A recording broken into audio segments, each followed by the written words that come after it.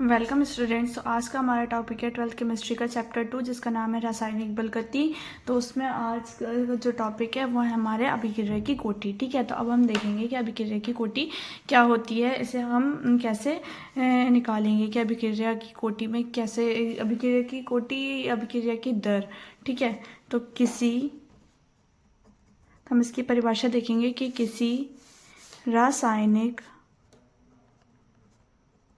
किसी रासायनिक अभिक्रिया के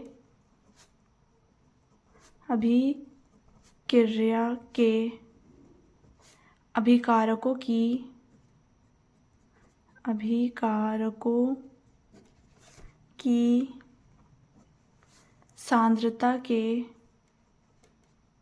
सांद्रता के घातों के योग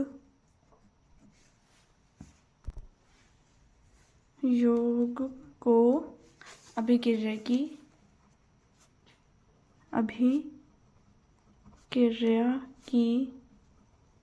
कोटि कहते हैं। ठीक है, अभिक्रिया की कोटि कहते हैं। ठीक है, अब हम देखते हैं कि हमारे पास अब हम ए और बी ले लेते हैं। ठीक है, ए प्लस बी,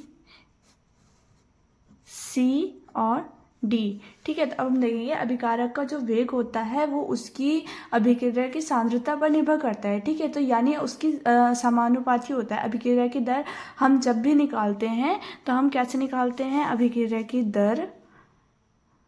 दर या हम वेग भी कह सकते हैं। दर वेग इज इक्वल्स टू कितना हो जाएगा, के सांद्रता को हम मान लेंगे ए, इसको हम मान लेंगे y और इसको हम मान लेंगे क्या, x। a को क्या मान लेंगे हम, x, और b को हम क्या मान लेंगे, y। ठीक है, तो ये हो गया हमारा a, हमारा x हो गया, इंटू b क्या हो गया हमारा, b हो गया हमारा y। ठीक है, तो ये ही क्या हो गई हमारी कोटि इज इक्वल्स टू, ये क्या है हमारा x प्लस y।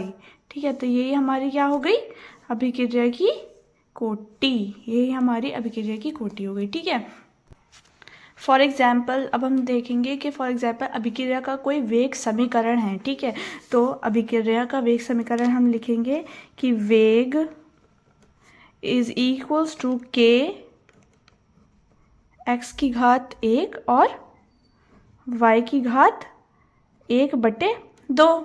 ठीक है, तो कोटि हमारी क्या हो जाएगी, तो कोटि हो जाएगी, कोटि इज इक्वल्स टू 1 + 1/2। तो इज इक्वल्स टू 2 एकम 3, 2 एकम 2, 2 एकम 2, 2 दूनी 2 और 1। तो अब हम इसको प्लस कर लेंगे, 2 और 1 3, अपॉन में क्या आ जाएगा 2। ठीक है, तो हमारी ये क्या हो जाएगा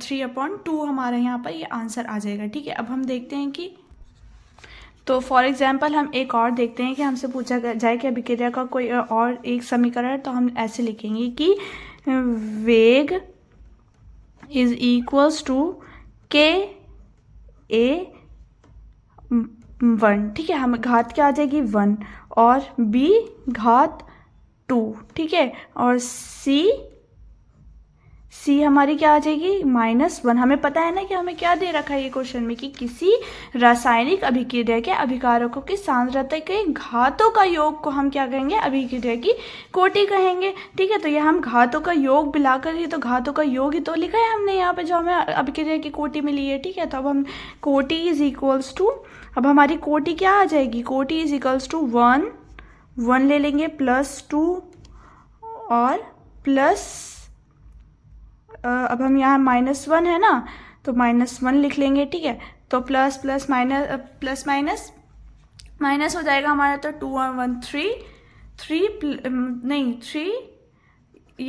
3 हो जाएगा, 3 - 1 आंसर आ जाएगा। तो 3 - 1 में क्या आ जाएगा हमारा, इज इक्वल्स टू 2 हमारा यहाँ पे आ जाएगा। अभिक्रिया की कोटि हमारी क्या हो जाएगी, 2 हो जाएगी। तो इसमें अब हमें समझ में आ चुका है कि अभिक्रिया की कोटि एक्चुअली क्या होती है। ठीक है, कि अभिक्रिया किसी रासायनिक अभिक्रिया के अभिकारकों की सांद्रता के घातों का योग को अभिक्रिया की कोटि कहते हैं। ठीक है, तो स्टूडेंट्स इसी वीडियो में अब हम देखेंगे कि अभिक्रिया की आणविकता क्या होती है। ठीक है, हमें अभिक्रिया की कोटि के बारे में तो पता चल गया है कि अभिक्रिया की कोटि क्या होती है। ठीक है, अब हम देखेंगे कि अभिक्रिया की आणविकता क्या होती है। ठीक है, तो अभिक्रिया की आणविकता में हम लिखेंगे कि किसी रासायनिक अभिक्रिया में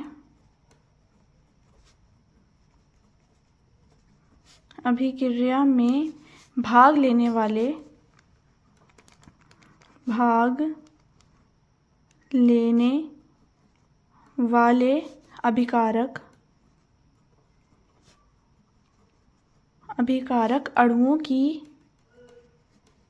अभिकारक अणुओं की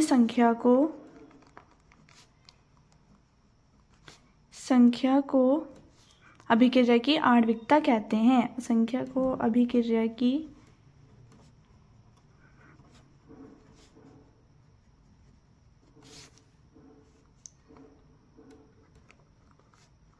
आणविकता कहते हैं।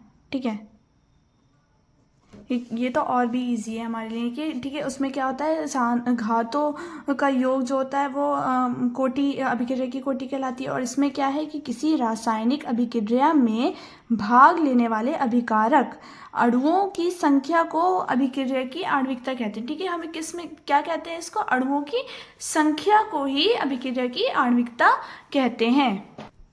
तो अब हम यहाँ पर रिएक्शन देख लेते हैं कि NH4NO2 क्या है, ये हमारा अमोनियम नाइट्रेट है। ठीक है, जब हम उसको गर्म करते हैं तो ये क्या हो जाता है, वियोजित हो जाता है। ठीक है, तो अब हमारी यहाँ पर N2 गैस जो है वो बाहर निकल जाती है। अब हमारे पास क्या बचा, H2O। ठीक है, H2O बचा हमारे पास। तो कितने H2O है हमारे पास, अब कितने हैं, 4 तो 2। तो हमारे पास यहाँ पर कितने आ जाएंगे, 2H2O आ जाएंगे। ठीक है, अमोनियम नाइट्रेट को जब हम गर्म करते हैं तो ये वियोजित हो जाता है और नाइट्रेट जो होता है वो निकल जाता है और H2O बचता है। कितने H2O बचते हैं, 2H2O बचते हैं।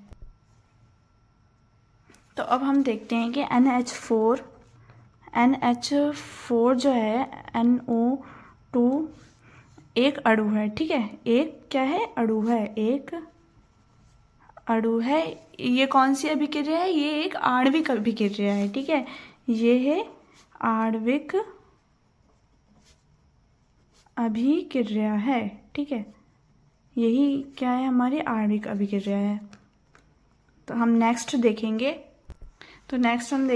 कि यह है कि CH3COOC2H5 ये हमारा क्या है, एथिल एसीटेट है हमारा। ठीक है, जब हम इसकी रिएक्शन NaOH सोडियम हाइड्रोक्साइड से कराएंगे तो हमारे क्या आएगा, CH3COO तक हम लिख लेंगे, CH3COO। ठीक है, इसमें हम क्या ले लेंगे, Na ले लेंगे, Na प्लस में हमारे पास क्या आ जाएगा, C2H5। अब हमारे पास क्या बचा यहाँ पे, C2H5 बचा और क्या बचा हमारा यहाँ पे, OH बचा। तो हम क्या ले लेंगे, C2H5। ठीक है, अब हम देखेंगे इसमें कि कितने अणु इसमें बन रहे हैं। इसमें तो ये एक अणु बन रहा है। ठीक है, अब हम देखेंगे इसमें कितने अणु बन रहे हैं। तो CH3 ये एक अणु है, CH3COOC2H5। ठीक है, ये कितना अणु है, ये एक अणु है। ठीक है, ये है एक अणु। और NaOH क्या है हमारा, NaOH सोडियम हाइड्रोक्साइड, ये भी हमारा क्या है, एक अणु है। ये भी एक अणु है और ये भी एक अणु है हमारा।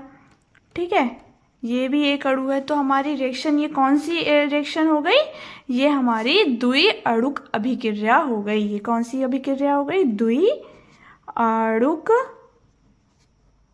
अभिक्रिया। ये कौन सी अभिक्रिया हो गई, द्विअणुक। ये एक आणविक अभिक्रिया हो गई ये, और ये द्विअणुक अभिक्रिया।